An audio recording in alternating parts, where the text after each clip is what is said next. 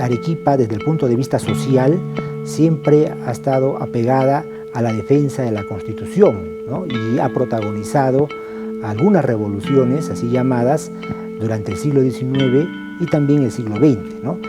En el año 1866, Arequipa desplazó a Lima al Gabinete de los Talentos.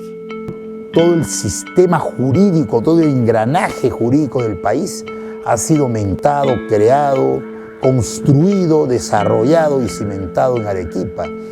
Entender que se trata de un patrimonio que tenemos. Hemos heredado un prestigio, quienes estamos en el mundo jurídico. Era una relación cordial y respetable, porque nosotros éramos conscientes de que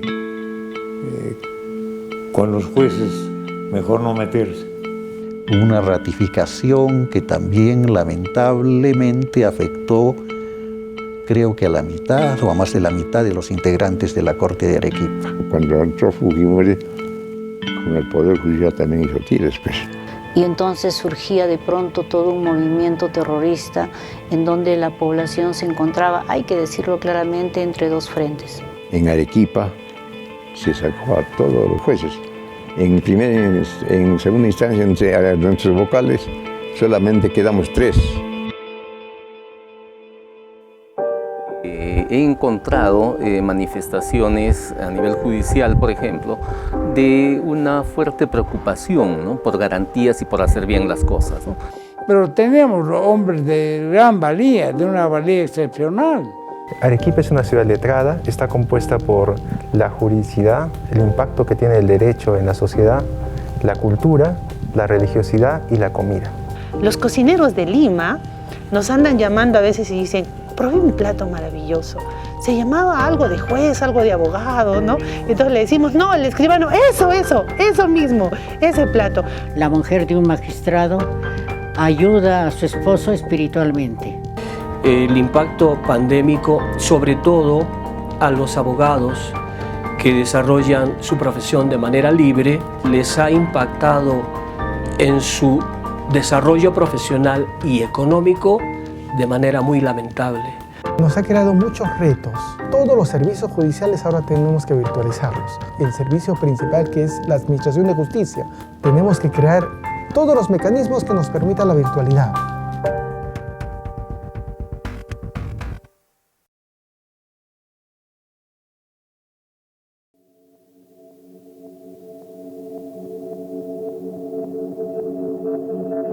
Hace 200 años, la naciente República del Perú iniciaba su vida en medio de dificultades y grandes desafíos. La aspiración por una república independiente generó esfuerzos por establecer un régimen legal. Arequipa tomó un rol protagónico en defensa de las clases populares. Los mercedarios y los dominicos habían planteado la necesidad de una universidad y se hicieron gestiones, pero nunca se logró el permiso real para que hubiera una universidad en la colonia. La Academia Lauretana de Ciencias y Artes de Arequipa, fundada el 10 de julio de 1821, es resultado de un proceso cultural muy importante que se dio desde el siglo XVII en Arequipa en busca de una universidad. Que en realidad viene a ser el primer espacio donde se enseñaba medicina y derecho, y que hizo las veces de universidad hasta la creación de San Agustín en 1828. Al formarse la academia, a la academia pasaron a constituirla exalumnos de alto nivel académico del seminario de San Jerónimo, que había sido reformado por el obispo Pedro José Chávez de la Rosa Galván Llamado, quien traía una visión diferente a la del absolutismo. Era lo que se llama un liberal. De acuerdo al estatuto de la Academia Lauretana, los socios tenían que tenían que dar, mejor dicho, disertaciones, ¿no?, y al mismo tiempo ser estas polemizadas entre los miembros de la Academia Lauretana. Quiere decir que allí se van forjando ideas. El seminario de San Jerónimo fue un núcleo cultural. En cierto modo, el magisterio del seminario se desplazó hacia la academia y la academia sirvió de fundamento esencial al Colegio de la Independencia Americana y a la Universidad Nacional de San Agustín. La necesidad de una ciudad afincada en el conocimiento jurídico y humanístico se ve reflejada en las palabras del procurador Evaristo Gómez Sánchez en la fundación de la Academia Lauretana de Ciencias y Artes. En Arequipa, más que en ninguna parte, hay necesidad de establecer una sociedad académica de ciencias y artes. Y así lo demanda pronta e imperiosamente, entre otros muchos reclamantes, su numerosa y hábil juventud, que se verá precisada a emigrar en busca de las luces o a sumergirse en las tinieblas. La creación de estas instituciones también fortaleció la creación de la Corte Superior de Justicia de Arequipa en 1825 y la instalación del Colegio de Abogados de Arequipa, sucesor de la Academia Lauretana de 1911. Así, a finales de 1830, la mayoría de magistrados de la Corte Suprema llegaron de Arequipa, y más de la mitad de los integrantes que redactó el primer Código Civil de 1852 fue arequipeña. Arequipa se convierte en el baluarte de la democracia, ¿no? Aquí se han encendido las grandes revoluciones que han defendido libertades, que han defendido dignidad, que han defendido las sólidas bases de la república. Y hablar de república es hablar de independencia, hablar de dignidad, hablar de conciencia cívica, hablar de plenas libertades. Eso es república, ¿no? En este contexto, Arequipa se ungió como la capital jurídica del Perú. En el siglo XIX, sobre todo, se forja esta idea de Arequipa como cuna de la juridicidad. Se afirma que en Arequipa había más doctores que en Salamanca. O sea que había una cierta predilección e interés por los temas jurídicos en Arequipa. Muchos abogados que brillaron en el foro, no solo local, sino también nacional, e incursionaron en la política peruana. Y si seguimos así haciendo un análisis del gran aporte, no nos podemos quedar solo en Luna Pizarro, en Andrés Martínez.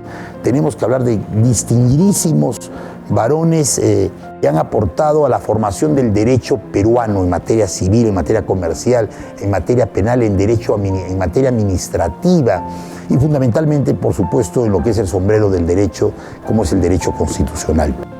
Claro, el reglamento del Tribunal Constitucional reconoce a Arequipa como la capital histórica del derecho, ¿no es cierto? Y acá, de modo que también acá tiene su sede.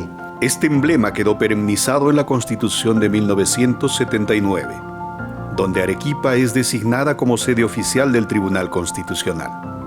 Este es un dato sociológico, ¿no? Hay un reconocimiento nacional a esta condición y ello no solamente a nivel de la sociedad propiamente dicha, de las personas, sino inclusive institucional, ¿no? El hecho de que una constitución ya nos diera la sede del Tribunal Constitucional y luego una ley también en ese mismo sentido, sentencias del Tribunal Constitucional, etcétera, pues marca un reconocimiento a esa condición de Arequipa, ¿no? De Arequipa han nacido los principales aportes al constitucionalismo peruano. De aquí es el gran clérigo, jurista, presidente del primer Congreso Constituyente que se instaló el 20 de septiembre del año 22, don Francisco Javier de Luna Pizarro y Pacheco, ¿no? Que fue el autor, mentor e ideólogo de las tres primeras grandes constituciones, la del 23, con la que nace la República, la del 28, que viene a ser la constitución madre de nuestro sistema, y la segunda edición de la del 28 y la del 34. Estamos hablando de un elenco de juristas, de una élite ilustrada, ¿no? Y estamos hablando de de un compromiso de la comunidad arequipeña a favor de la Constitución y de la ley. La importancia de los juristas arequipeños, sobre todo en el siglo XIX. a José Gregorio Basoldán, que fue fiscal de Arequipa. No olvidemos que por mucho tiempo los fiscales integraban el Poder Judicial. Ahora debo mencionar a 3 historiadores notables que fueron a la vez vocales de la Corte de Arequipa.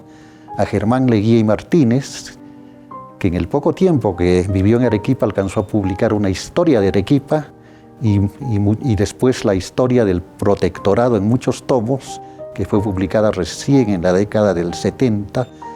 El otro vocal historiador era Francisco Mostajo, autor de numerosos artículos, principalmente sobre la historia de Arequipa, el historiador por antonomasia de la Arequipa virreinal y republicana, y otro vocal historiador fue Guillermo Segarra Meneses, autor de un libro que se llama Arequipa en el paso de la colonia a la república. Hay, desde luego, otros vocales notables.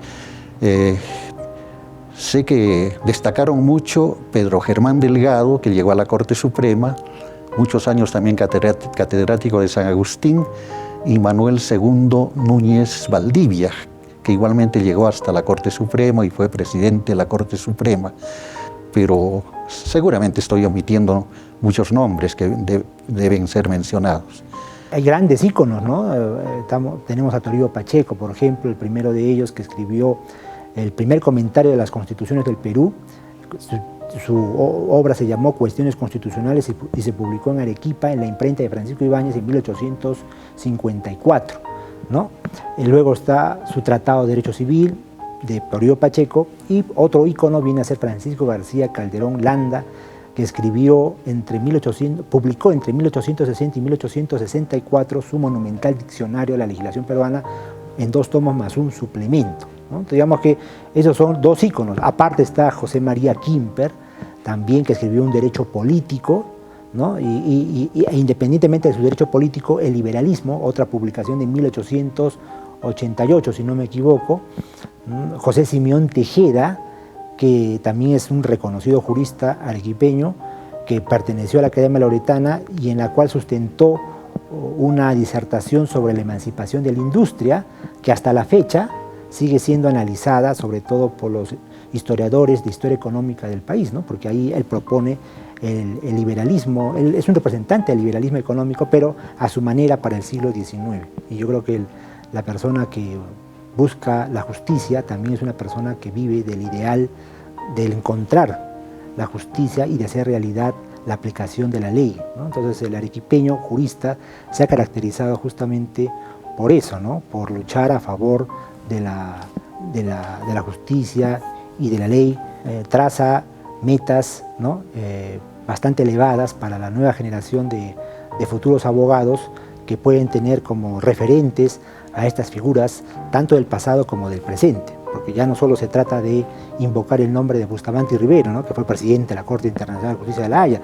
Tenemos referentes más cercanos a nosotros, son los mismos juristas, ¿no? O sea, tienen, digamos, la misma trayectoria, ¿no? La misma trayectoria que tuvieron los juristas arequipeños del siglo XIX y durante el siglo XX lo siguen haciendo en el siglo XXI. Hay un reto muy amplio, ¿no? y varias vertientes por los cuales pueden transitar la nueva generación de abogados arequipeños. Históricamente los jueces han sido muy religiosos, han sido muy católicos, y Arequipa es una ciudad por tradición muy católica. Entonces la combinación entre la justicia, el señor de la sentencia y los jueces hacen de que existe una relación muy íntima entre las creencias religiosas y el fervor que tienen los jueces al administrar justicia.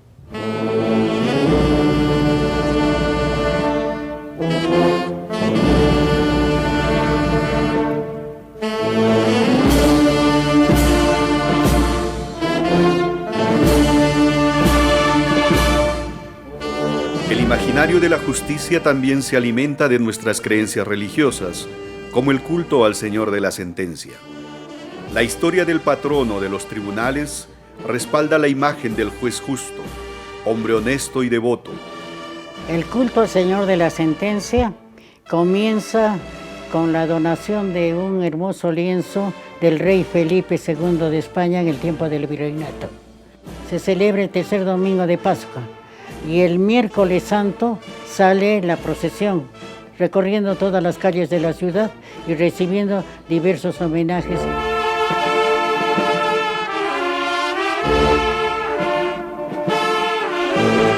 La imagen del señor de la sentencia representa al procesado que espera sentencia y simultáneamente al juez que debe encontrar la solución justa, inspirado en la justicia divina. La Hermandad del Señor de la Sentencia se fundó en el año 1911.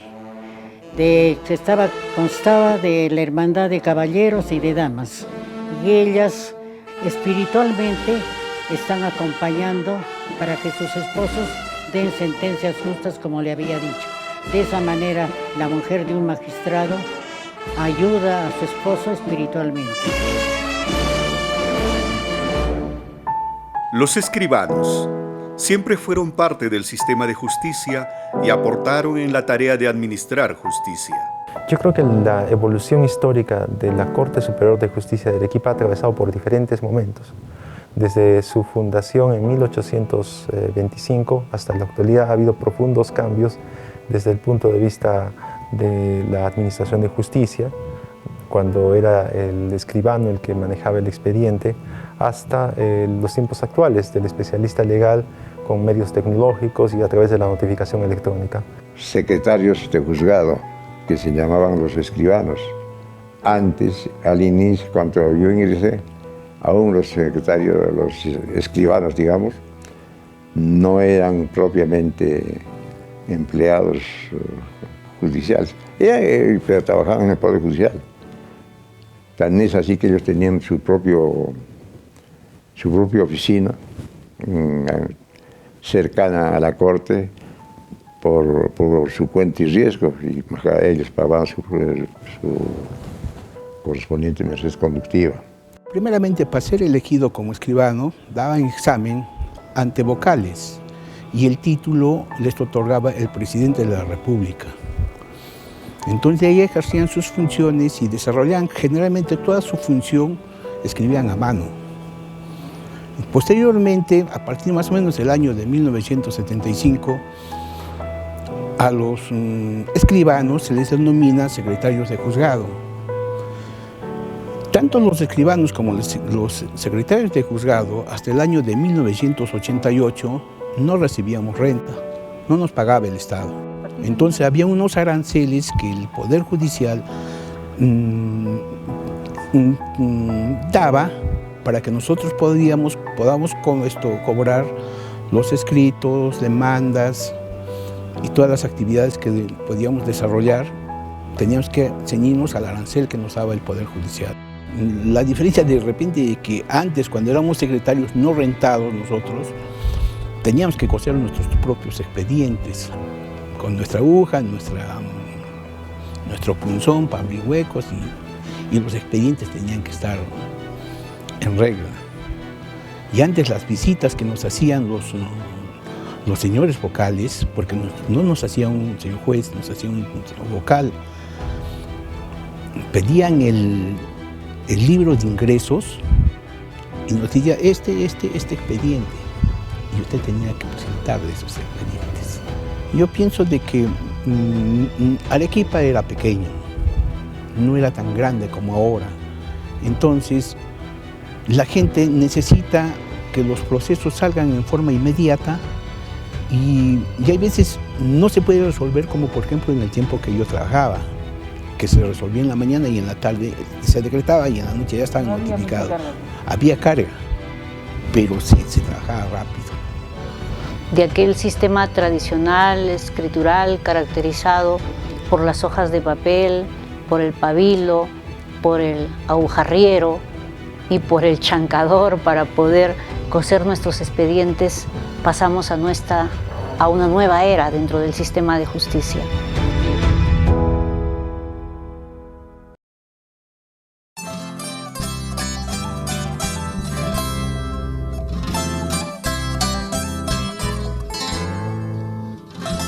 De otro lado, la gran cocina mestiza arequipeña simboliza con exquisitez la alianza entre juridicidad y gastronomía. Los escribanos, una vez que terminaban su labor de despachar en el juzgado, se iban a comer sus picantes a Tiabaya. Entonces en Tiabaya la señora que atendía le decían, prepárenle una papita con su ajicito a los escribanos. Entonces, de ahí sale ese nombre, el escribano. En la tarde, cuando acababa el despacho judicial, los actuarios y los abogados iban a la picantería y tomaban un vaso de chicha, escuchaban yarabí. La discusión de las causas judiciales estuvo acompañada de potajes esplendorosos en nuestras picanterías. Un ejemplo de este imaginario social y culinario es el plato judicial emblemático del escribano. Se dice que en la calle San Francisco, donde había el Palacio de Justicia, donde había cantidad de estudios jurídicos, pues los abogados salían a almorzar temprano, pero el escribano, los tinterillos, salían luego tarde. Y cuando venían a las picanterías, pues ya no encontraban ni el almuercito ni el picante que salía a las 3 de la tarde. Es así como la picantera, con su generosidad y siguiendo la tradición de sus antepasados, le ofrecía ese potaje tan noble conocido como el escribano, cuya base principal es la papita, el rocoto, ¿no?, el tomatito y el famoso chichacle. Los cocineros de Lima nos andan llamando a veces y dicen, probé un plato maravilloso. Se llamaba algo de juez, algo de abogado, ¿no? Entonces le decimos, no, el escribano, eso mismo, ese plato. Me dice, y es muy difícil de hacerlo. No, le digo, los únicos instrumentos necesarios son un par de tenedores, un plato, mucho amor y todos los ingredientes que vienen luego.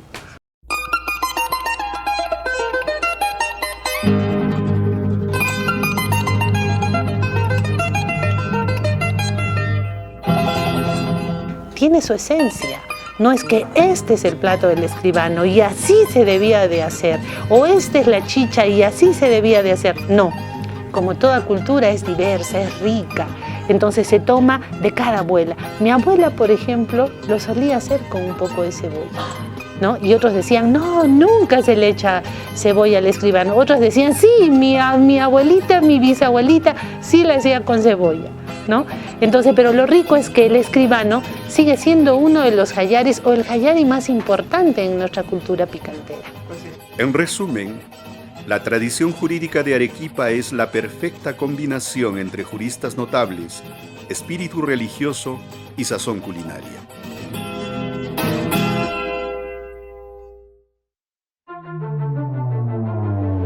Cuando encuentran a Rosario, como cuando se encuentra el cuerpo de Ciro, incluso varios medios de comunicación ya la daban por culpable, ¿no?, a Rosario.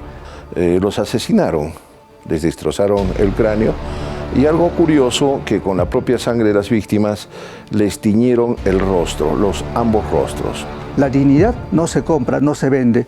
La dignidad del pueblo arequipeño se mantiene vigente históricamente. Víctor Apaza Quispe es el último sentenciado a pena de muerte en Arequipa y son 6 guardias republicanos que lo ejecutan. Y la novedad es esta pandemia COVID-19. Asumir nuevos retos y desafíos, y es trabajar en esta circunstancia tan difícil. Todos nos hemos tenido de alguna forma que acomodarnos a este nuevo procesamiento virtual.